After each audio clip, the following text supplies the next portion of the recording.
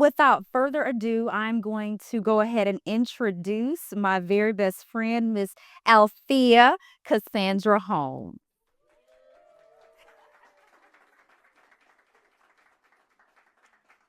Yes, yes.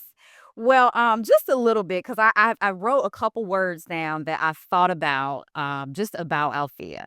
So she honestly has the heart of gold. She is a giver through and through. She has given in times where she was in need, but she always found a way to give to others. If she knows anyone in need, she's gonna give it and she'll sometime honestly give her last. She's just a dynamic young lady. She's a public speaker. She's now an author. She has her master's degree, and tell her that she's my personal counselor because there have been many sessions I've had to sit on the couch and just she get me together with. So I really appreciate that. And then also she's someone that just have shared so many tears of joy, tears of sorrow in life. But she's dynamic. So I am going to go ahead and we're going to get ready to dive into these questions. So now there are going to be three phrases that you're going to hear today. And we'll talk about them more when they come up in the conversation. The first phrase or the word is going to be called a biozine. I'll let her share exactly what the biozine means. So remember biozine. Then also you'll hear about arthrogryposis. That's a part of her story as well. And lastly, you'll hear an acronym called the LVAD. So we have about 14, 15 questions. If time permits, we're going to get through them all. And we also hopefully will have an opportunity that we can take some questions from the audience if you guys have some. Okay, Thea, are you ready? I think so. Okay, so our first question up is, can you tell us what inspired you to write Ewkniklee Mee? How did you come up with that unique name? Okay, well, I've honestly been writing my story for about the last 15 years, but I would start and stop, um, not really even giving it much thought at the time. The shift did not come until 2023, when I was on the phone with the banker, and he was telling me, he's asked me about the business to give him some background about how I'm getting started, start what gave me the idea to start the business. So I was giving him background history, and he said, "Well, you've been blessed to have so many people in your life to share this, for them to share their story with you, for it to help you move forward. It's now time for you to share your story to help others move forward." So that's what got me on the road to start writing the book. The name Ewkniklee Mee came about when I was in one of my most creative places to be in the craft room. And I was back there drawing a mannequin. And I was drawing the mannequin to label the sizes of me, which no longer exists. Uh, after I finished doing the mannequin, I had to give it a name. So I was trying to figure out a name for it. And I don't know why this came about, but there was this sheep that we used to have on the refrigerator, and it said "use on a diet," and it was spelled EWES. And I was just trying to figure out how I could play around with that, and ended up with the name Ewkniklee Mee. So Love that. Love that. I love it. I love it.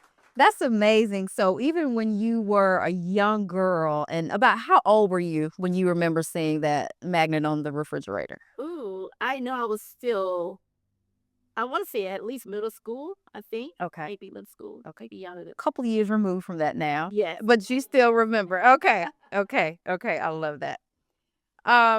So our next question is, your book combines storytelling, it combines humor and crafting. So how do these elements reflect your personal journey?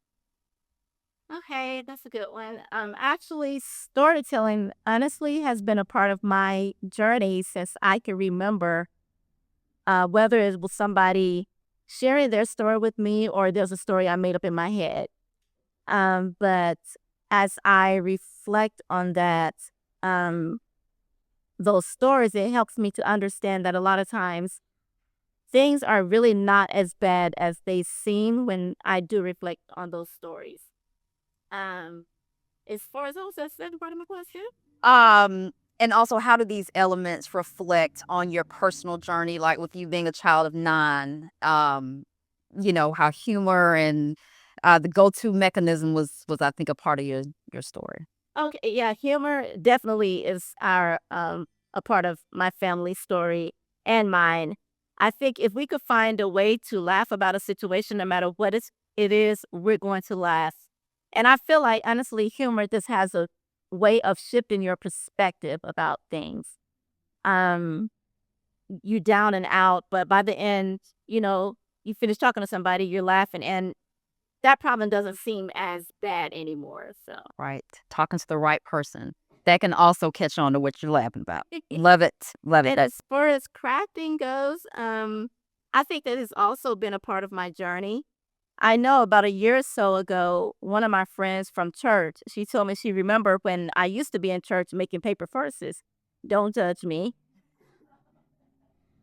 Um, and although I don't remember that, I think one of the very first projects that I do remember making was an actual sewing a purse. And it was a little red purse. I thought it was the cutest thing. And I didn't think it was so cute anymore after my niece told me it looked like it came from Dollar Tree. But yeah, that has been a part of my journey, and I think it's also in my DNA to be creative. Mother was super creative. She sewed. She was an awesome seamstress, and just being, creative with fixing meals for 9 kids on a daily basis, and also her discipline. She got real creative with that as well. Um, so I think it's all the part of my DNA, and actually with daddy as well. When it comes to him, I think he's the black MacGyver. I don't think there's nothing that he cannot not fix. I remember there was one time when my wheelchair went out, and he used to have these cars across the field, and he went across the field and drained some acid battery out of one of the cars and put it in my wheelchair, and that wheelchair ran like brand new. I love that. Papa Holmes, and he's still coming up with creations to this day. Yes, he is. Yes. Yes, yes, yes. So if you've not met her dad, please take an opportunity to meet her dad back here in this left-hand corner before you leave today. Okay. You also describe your biozine, which we gotta talk to the audience about that, as a mix of resilience, creativity, and authenticity. What was the most challenging part of balancing those things when you were writing them? Okay, so I guess I'll first explain what a biozine is.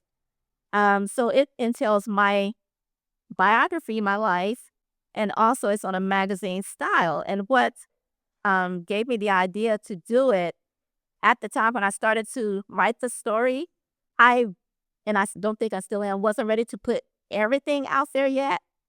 And there was this magazine, it was a Chanel magazine that came in the mail.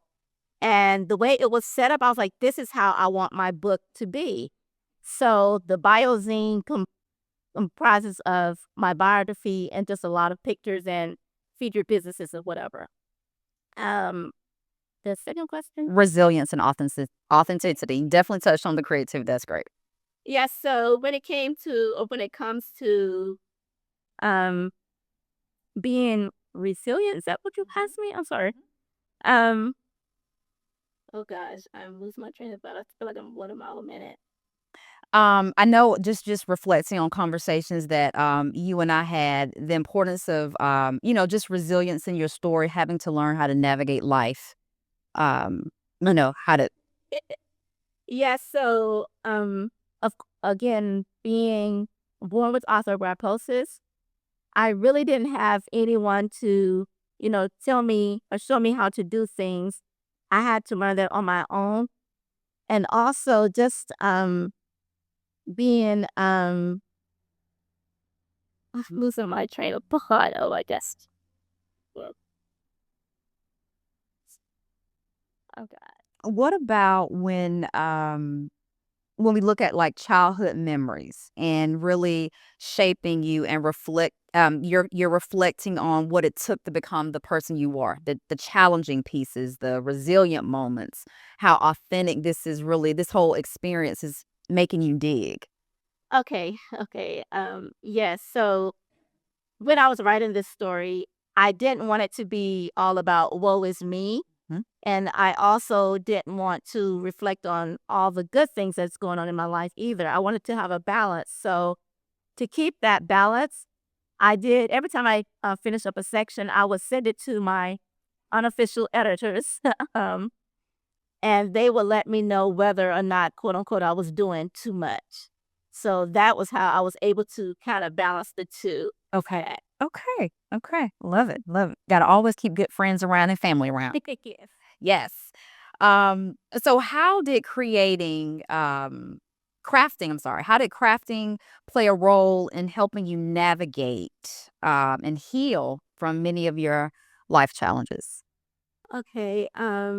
As I mentioned earlier, crafting, being creative has always been a part of my life. I've always had to figure out how to do things. So that creative piece came to me kind of naturally. Um, Later on in life, I remember, especially after Terrence had gotten sick, before he got sick, he had bought me this Cricut machine that I was using, and I was just playing around with it. And when he got sick, I was making these cards for him, and I would take him to the hospital, and he would, of course, love them. But there would also be those times when he would tell me that you need to do that one over. So I would definitely go back home and, you know, make them whatever. But I actually enjoy creating greeting cards. It's actually one of my things that I go to, just making people happy, doing that. I do those a lot. Right. So, Things that bring other people joy. yeah. Still giving.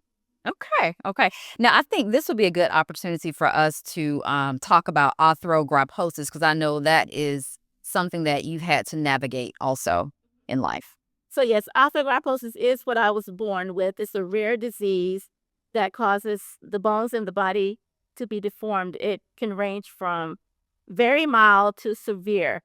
And believe it or not, I'm more on the mild side. There's a lot of others that have mental retardation to go with it, along with it. So that's what arthrogryposis is. Okay. Okay. Thank you. Thank you for sharing that. Um, so what message or feeling do you hope readers take away after reading your biozine? Well, when I was writing this book, I experienced a sense of freedom. And what I want to my readers to take away from this book, that no matter how messy your life may look, you still have the opportunity to take that mess and create your masterpiece. Mm, that's good. That's good. Create a masterpiece. I love that. And also I know we were talking a little bit about how humor in order for it to help you um change your perspective when things do go wrong. So or when life throws us curveballs. So I think for me when I was reading it, I was just like, okay, instead of me sitting in my life of worry, whatever it was I was thinking about, that was one of the things that kept me focused to see that okay, if other people can push forward and regardless of what life gives them, so can I. So I think it's a very uplifting biography.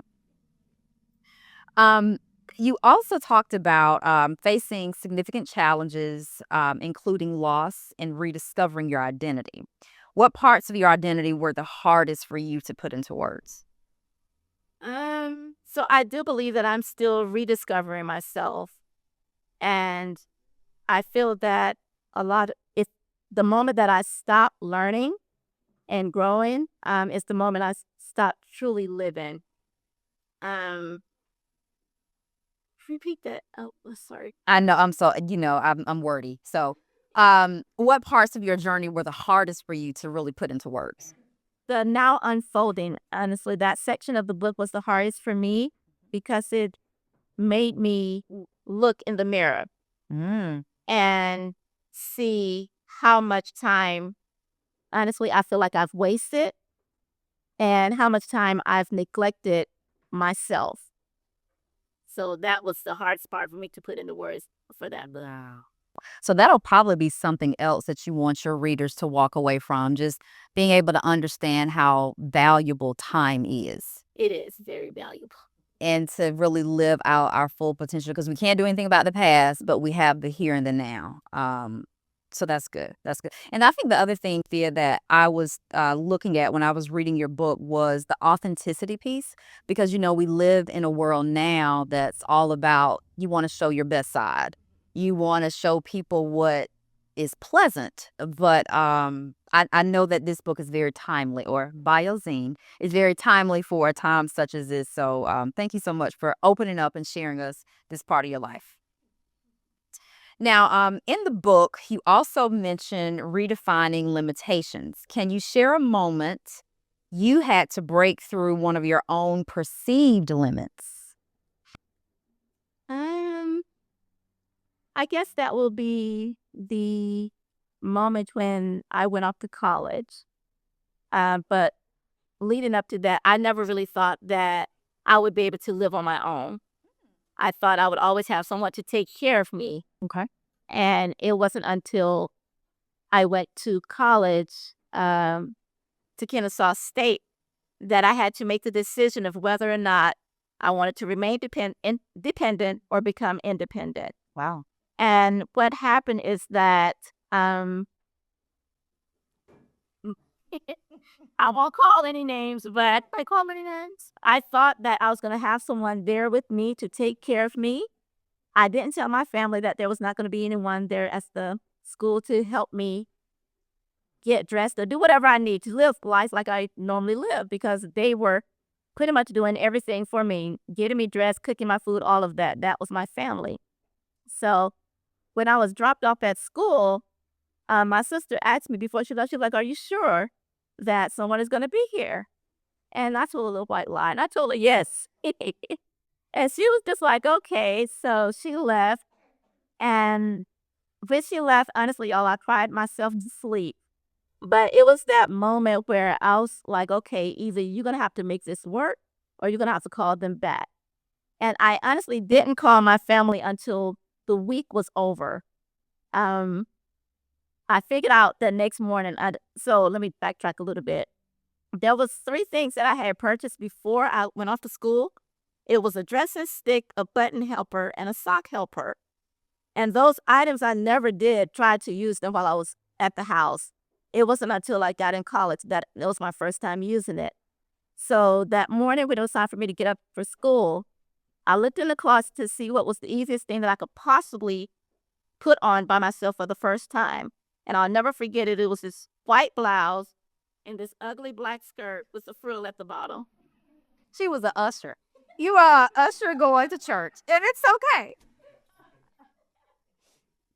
So that very first time, I was able to get myself dressed. And I was like, okay, if I can do this for a week, then I'll let my family know that I've been at school by myself. And I called mother and I told her, and her response was, okay, well, if you think you're going to be okay, then I guess you'll be okay. So that's how I started my whole independent life. Wow. Wow. And should we tell the audience like what happened? Should we let them in, or should we, what do you think? What? If you want to blow it I up. mean, this is a moment of truth. So I was the person that let's say financial aid was not cooperating with me at the time. And so I gave her a heads up like at least 2 weeks. You did. Maybe two. Yeah, okay. We'll say two. We'll just go with two. 2 weeks in advance. So when her sister Charlotte dropped her off, she knew that Cicely was not going to be there. But when we say but God had a ram in the bush, you had already had your three items to help you. And this honestly just turned out to be one of the biggest blessings in your life. Yes. Yes. Because at Kennesaw, you travel internationally. Exactly. I was able to go to London for the first time and fly for the first time ever by myself. Yes. Incredible. Oh my gosh. Just cool. Cool, cool, cool. Okay, let's move on to something else. We're gonna talk now about humor again. How humor plays a big role in your storytelling. How has humor helped you cope and connect with others? As I stated, humor has definitely been a part of my family's, and still is a part of my family story, our journey. We laugh about anything. I think when I'm talking to either my friends or any of my family members, I'm not one for honestly just putting stuff out there or being the one to like complain about everything that's going on. But when we do get on those conversations, I realize honestly a lot of times that they're either going through the same thing or something different, and we find a way to laugh about it. And by the end of that conversation, I don't know how they feel, but I feel a lot better once the conversation is over. Okay, good. So you also write about overcoming tough times with the support of loved ones. How's your community shaped your journey? As I stated in the book, my community is my family and my friends. They are some of my biggest supporters. They are some of my toughest supporters as well. They give it to me like it is. There's no sugarcoating anything. And I can appreciate that. Although a lot of times it's hard to hear and I don't want to hear it. Um, it is helping me to be the person that I am and has helped me to get to where I am today to be in front of you guys to speak. But also with that toughness, they're also there when I call them. There's not any time that I can call my family members and nobody shows up. And when I speak of my family, it's not only my siblings and my dad, it's my awesome nieces and nephews. When I tell you I have some of the greatest nieces and nephews ever, I don't care what anybody else says. These are some some awesome, not oh, so Awesome, awesome, awesome, awesome. Yeah. yes, I could call them any day, time or night, and they're not gonna question me. They're gonna be like, okay, if I can't make it, they're gonna find one of the other ones to come up and help me out. Yep, exactly. And that's funny because when I came up today, when I pulled up, I was calling you, but you were busy. And so I saw two of your nephews and your sister. And without me asking almost two words, they were right there. What can we do to help? So yeah, so kudos. You just dynamic young people. We can't call them babies anymore. We used to call them kids, but they're young adults now. So yes, we appreciate you. So your crafting business is also a big part of your story. Let's talk about how did it begin and what does it mean for you now? And I also want to make sure we talk to the audience about what the LBAT is. Okay. So my various little, I'll come back to the LVAT. Okay. The very first piece that I created as far as it relates to my business, well, was supposed to be related to my business. It was actually supposed to be my business, was a pair of underwear. And there was going to be underwear for my husband. It's supposed to have pockets and he was supposed to take his equipment in it. But by the time I finished sewing those underwear, it was so many different seams going places that it shouldn't have been going. Nobody was going to be able to wear those underwear. And I remember taking them down home to mother to see if she could help me. And she looked at them. She was like, it ain't nothing you're going to be able to do with these things. I never got those underwear together. Awesome. I did spend much time, although I still enjoy sewing, I don't sew as much anymore. I really got into paper crafting. I got into paper crafting. That's making cards, greeting cards. I love making greeting cards, and also like paper purses and boxes. So I really got into that. And lately, for like the last 6 months, and I know a lot of people may think this is probably morbid, but I have been designing obituaries, and I promise, guys, I absolutely love it. Stop looking at me like that, Dre. I love it because to me, it's not about the death piece. It's about recreating somebody else's life in a design. It's about honoring who that person was. And I love it. Sometimes I could honestly start around 7 o'clock in the morning.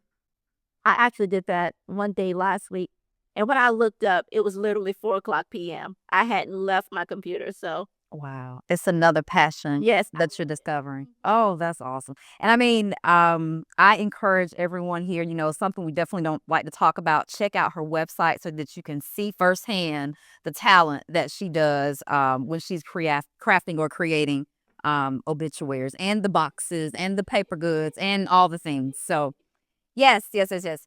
Um, do you have a favorite craft project that represents a pivotal moment for you in your life? Well, that goes kind of back to what I was saying.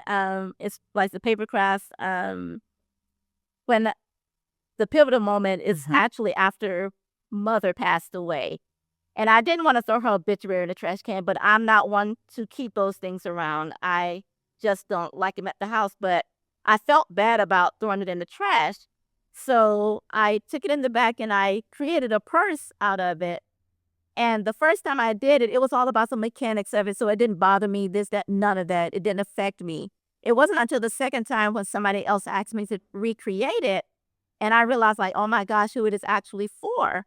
But that was that moment when I was just like, okay, it of course bothered me, but I was just like, it also gives me a different way of looking at it. And when I first started, I used to be sad, but now when I look at the purses, it actually brings me joy, and that allows me to hopefully create that same joy for others. Love that. Love that. And so, audience, we have that displayed right up here. So please make sure you stop by and take a look at that. Um, so also how does your crafting translate into other areas like writing and public speaking? Let's see. Okay, so when I am crafting, I'm in a zone trying to figure out how to best create a design. And I feel like when it comes to writing and public speaking, I'm the same way. I'm in a zone trying to figure out how to best convey my message to you all or whoever's reading or listening. Okay. And I think you're doing a dynamic job public speaking today, man. So yes, you're doing great. You're doing great. Um, Also, what's next, I guess, for you, for Uniquely Me? Are there gonna be more stories, more workshops, more volumes of your magazine? Talk to us about it. Yes. So this is just volume one of Uniquely Me. I'm planning to do more. And I want to actually do more stories about other people that has physical disabilities, especially those that are not allowing it to defy their limits. Let their limits defy who they are as a person for them to move forward and show the world what's a disability like. Well, show the world that your disability is not actually an inability. So Mm, that's I what. like that. I don't think you ever dropped that nugget. Your disability is not an inability. Okay. Okay. Which also pulls from a person to be resilient, to be creative and, resourceful and just use the giftings that God has given us. Yes. So I love that. Thank you. Thank you. Thank you. Okay, so we're nearing the end on our questions, but the last question I wanted to ask you was if you could deliver one piece of advice to someone that may be feeling stuck or limited, what would that be? Uh, this is something that I did, so I would definitely advise you guys not to do is don't stop moving. And the reason why I say that because the moment you stop moving, um, you're going to go further down the rabbit hole, and the further you're down in the rabbit hole, the harder it is going to be to get out. So definitely do not stop moving. If you have to take it little by little, just keep moving forward. That is well said. That is well said. So, I get those are really all of my questions, and I think we have time actually to see if the audience has any questions. Okay. Is there anyone that wants to ask Miss Althea a question about something we talked about today? If you've read her book. Anyone? Oh, we have a question. Okay. Yes, let the little you want to come up? Can you come up? Do you want to stay there? You can stay there. What's your question? You got to talk a lot. I can't hear you. Come up. Can you come up here for me? Come up here with me. And who is the young lady that's gonna be joining you? This is my niece, Zamora. Oh, what's up? Okay, yes, come right here, honey. Stand right in front of me. You're fine. Okay, what's your question?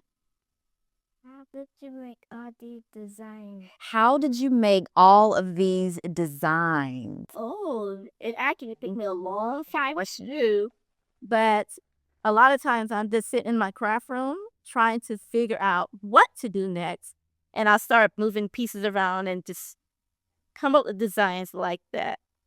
What designs that I do have. Are there any designs that you want to create one day? Okay, there are. Well, you got to ask your auntie to help you, okay? Okay. Thank you for your questions, Amora. Is there anybody else? I have a question. Have you ever thought about public speaking, doing that professionally? I I have, and I would definitely love to do that. I have been trying to put myself out there to get on that scale. Unfortunately, nothing has come open yet, but I'm trusting that it will. And actually, that's the one thing. I'm glad you asked that question, Tammy. You used to speak to high school students. Yes. Okay. I did. I was with this group called, I think it was called Door. And over the summer, they would have people, well, high school students come all over the United States, and I would speak to them once a week. Well, different students every week, once a week on Thursday. Okay. And I'm thinking too, I think last year you had a speaking engagement at a church. I did. Okay, It what was was that about? actually a different environment to it. It was to a group of Hispanics. I speak some Spanish, but mostly Spanglish. So I had to speak and have it translated. So that in itself gave me a good experience when it came to public speaking. Yeah. Just incredible. Love it, love it, love it. Do we have any other questions? I would like to ask, how was it when you first got your own place? How did you feel about getting your own place and being able to live by yourself? Oh, that's a good one. Honey, Jesus, let me think back to that. I do remember getting my first place. It was in Marietta. Hmm? I had a condo, and I know when I did get it, it was definitely a good feeling. And I remember honestly when y'all bringing my stuff in and setting it up, and yeah, it just felt good to be able to live by myself. And have my own condo. Yeah. And so since then, you've now bought another house. Yes. Okay. Okay. I love it. Love it. I have a question. Well, Yes. you have a question from Anika Wood, who said, "Awesome job, Althea Holmes. What's next for you? Anything on the horizon?" Okay, yes. So I am honestly trying to work on the second volume of Ewkniklee Mee. I do want to get into public speaking. And I also, again, going back to the little morbid bits, I want to do more designing of obituaries. So hopefully I can get that going as well. And I think that's it. I know people, and I'm going to answer this question as well after this on my mic. I have been getting questions about getting married and all of that again. Right now, I don't think so. It may happen in the future, but I think I'm okay right now. Okay. But I do also, another thing I realized too, I do want kids though. So I think I'm going to start the whole adoption process going. Very good. So. Very. Yep. I have another question. So, oftentimes you hear people ask, like, what had been your greatest accomplishment thus far? My question would be, between today and the next 5 years, what would you like to say your greatest accomplishment were? Good question. Ooh, that's a good one. Good one. Oh Lord. I guess my greatest accomplishment to me would be getting those kids, no more than 2, and being able to show them that life is limitless, to be that example for them. That's good. Life is limitless. Wow. You dropped some nuggets today, see? Life is limitless. Yes, it is. Thank you. Thank you. Any other questions? Oh, I see. I think we have one. You can go. Come up here. You can. We have another little one. Okay, let's turn around. And what is your question? Do you make it every day? Unfortunately, I don't make my designs every day because I have a real job that I have to pay my bills.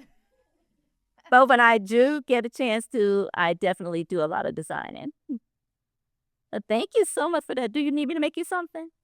What do you want me to make you? How about you? A Paw Patrol? Paw Patrol, always a good one. For coming up. Promote your book and sharing your story will impact others, especially those facing your challenge. I'm hoping that they will see from my story that you don't have to stop just because things get hard. You can keep moving forward. As bad as it seems, you can keep pushing forward. Because I feel like that's what I'm doing. I'm pushing forward. No, despite everything that I have been through, I'm continuing to push forward. So I'm hoping people can get that as well. How have writing a book impacted you? It's made me stronger. I don't feel prior to this, honestly, I felt like again I was going down a downward spiral, and this book has made me reflect on the past and what I hope to achieve in the future. Okay. Can we see another volume? Isn't there another volume coming up? Yes, there is. Okay. Hopefully by the end of the year we'll have volume 2 out. Yes. One more question. No, we have time. Let's ask away. As I know, I am a sister, and growing up, how did it make you feel being, with you being physically different from the rest of your siblings? Honestly, Tammy, I didn't feel any different because y'all made it so welcoming and being, like I said, being the family that we are, nobody hold back on nothing. So my disability had nothing to do with anything. They gonna tell me however they feel regardless.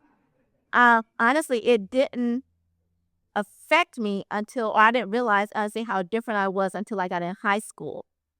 And everybody else around me had boyfriends and I didn't. And that bothered me. It made me realize, okay, maybe I really am, well, I am different than a lot of people. But I also realized as well that because of my mental state about my disability, I probably didn't have a boyfriend because that portrayed off to them as well. Because that was how I was thinking about myself. So, good question. Real good question. Yes. I'd say, well, the question is, what is the biggest challenge that you've had in writing? That was the reflection piece. It's called Now Unfolding. That section of the book, I had to sit there and reflect on how much time I feel like I've wasted in my life neglecting myself. Because I felt like I was focusing so much on everybody else, so I wouldn't have to focus on me. Real good. A season of pause that really just, you had to look in the mirror and reconcile and appreciate the person that you are. Exactly. Okay. Do you want to share a little bit more about arthrogryposis from the story that has been told by mother about how you was born, what happened, and with the doctors asking for the medications, or tell more about that portion of it? Sure, I can tell more about that. I think going back on that, piggyback on that. I know Now Unfolded was the hardest part for me to put in word, but my childhood was the hardest part for me to write. And that was because I had to focus on that part of the book. So going from what I was told, and if you'll see it in the book as well. From what I was told, they didn't think I was going to live. For one, my mom nor my dad knew I was going to even have a disability. So when I was born, that was that. I don't remember, but I know they felt that I wouldn't live, but my mom, she had enough faith, and my dad had enough faith to believe that I was gonna live, and I'm here today to share the story.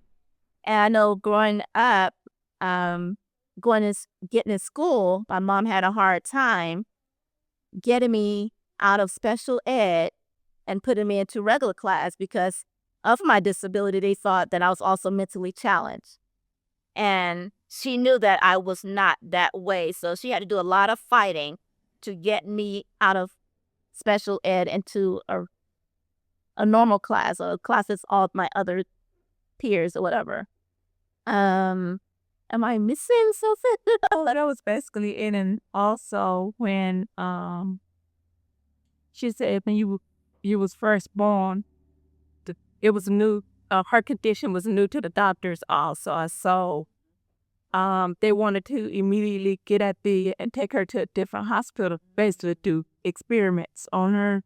And she said her baby wasn't going anywhere without her. So when she went home, Althea went home with her, and she said she knew that her and daddy would have to treat her like you would treat everybody else in the family. She said when she took Althea to the doctors, the first thing when they would see Althea's condition, they would immediately ask for all her medications, and they would be really surprised that she was not on any medication, right? And it went from one point to the next. I mean, when she started school, they were surprised that she would be in school.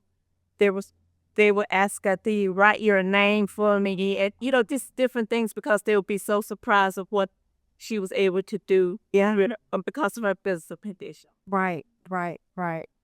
Oh, so beautiful. So, and I'm thinking also about, when your mom was carrying you also, how I think y'all were doing some renovations at the house and something inside of her just told her to start getting prepared. So, Yeah. sure. Had daddy to, she called daddy, but I can remember to widen all the doors, not knowing that she was going to have a child that was going to be in a wheelchair. Right, right. So every step of the way, she was right there. Yes.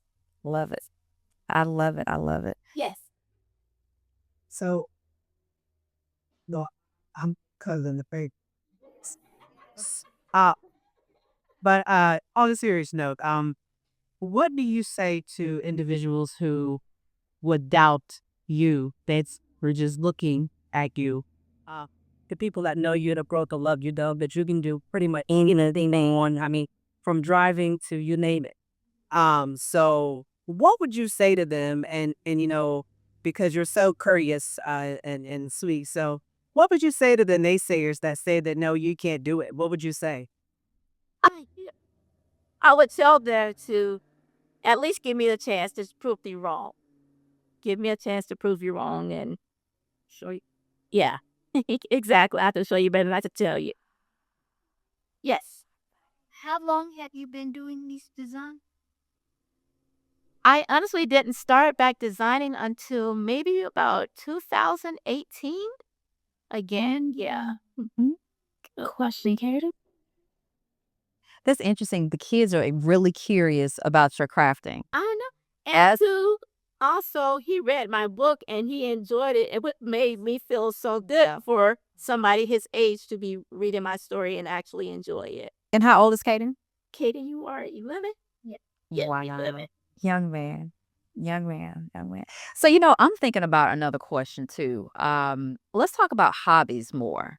And to kind of build on Lisa's question, what is there a hobby out there that you want to embark upon, but you have maybe held back because you were a little fearful? Or do you feel, because I know we've done scuba diving, we've all these things, driving. So what is one, if there is any, that might be on the to-do list in the future? I can't think of another hobby that or something that I really want to do right now. Because scuba diving definitely was one of those things I wanted to check off my list, and I did that. And when I told my aunt that I did it, she was like, "Oh, Ken, I think I'm probably gonna go back there and do it." She was like, "All right, now, this is my dad's sister." Okay. She was like, "All right, now, you get back out there. I'll come to my God spares you once time." Yeah. You get back out there, you don't come back up. That's funny. That is fun. The one I'm thinking about, what about this bicycle? I just thought about one. I definitely want to get an electric bike to ride the bicycle. So when they're doing the bike rides, I can participate as well. Yeah, yeah. Okay, okay. We never know who may be watching or listening, who may have some connections with Trek or any of these other bicycle companies out there. But yes, that would be super cool. Yes. Okay, Okay. good, good, good. Well, two of those names also, I think we have to highlight again, Miss Jocelyn Holmes. Jocelyn is the owner of Royalties, I believe. Okay, so make sure you have a moment to enjoy some tea and coffee that we have, and then the dynamic Mr. Matthew Jones. He's right over here, and he is with Heaven's Eye Photography. So I believe he does photography, videography. Did we cover it all? Okay, awesome. I think we need to give it up for Miss Althea Holmes one more time.